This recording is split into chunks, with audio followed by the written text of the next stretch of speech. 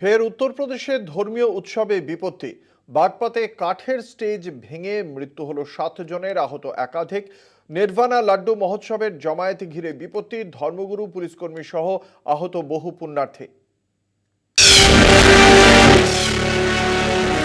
উত্তরপ্রদেশের ধর্মীয় অনুষ্ঠানে ভয়াবহ দুর্ঘটনা।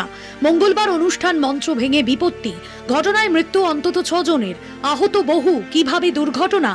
জানা গিয়েছে, উত্তরপ্রদেশের বাগপতে প্রত্যেক বছরই পালিত হয় জৈন নির্বাণ উৎসব। অনুষ্ঠানের অন্যতম রীতি লাড্ডু মহোৎসব। বাঁশ এবং কাঠ দিয়ে তৈরি হয় এই অনুষ্ঠানের মঞ্চ। জৈন সন্তরাও হাজির থাকেন এই অনুষ্ঠানে। মঙ্গলবার বাগপতের গান্ধী রোডের মনস্তম্ভ কমপ্লেক্সে উৎসব চলছিল।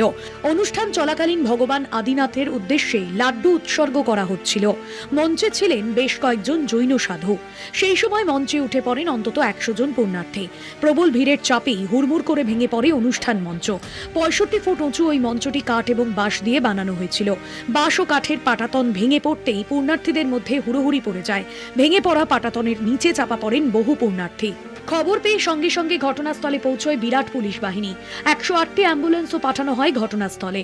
सभी टीम्स पहुंची थी, पुलिस की भी, प्रशासन की भी, फायर डिपार्टमेंट की भी, और जितने भी घायल व्यक्ति थे उनको आसपास के अस्पतालों में पहुंचाया। उनका प्राथमिक उपचार चल रहा है।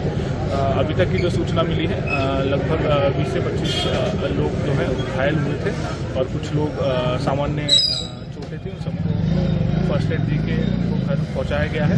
अभी कुछ लोग जो हैं, अभी तक की जो सूचना ही 2-3 लोग जो हैं वो अभी गंभीर रूप से घायल है। उनका भी उपचार चल रहा है और जो भी स्थिति होती है उसको आप लोगों से शेयर किया जाएगा, अपडेट किया जाएगा। ইতিমধ্যে যাদের উদ্ধার করা হয়েছে তাদের স্থানীয় হাসপাতালে ভর্তি করানো হয়েছে। জোর কদমে চলছে উদ্ধার কাজ।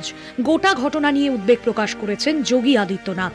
আহতদের চিকিৎসার জন্য প্রয়োজনীয় বন্দোবস্ত করতে বলা হয়েছে।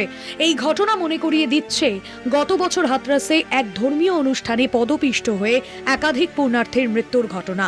কলকাতা টিভি।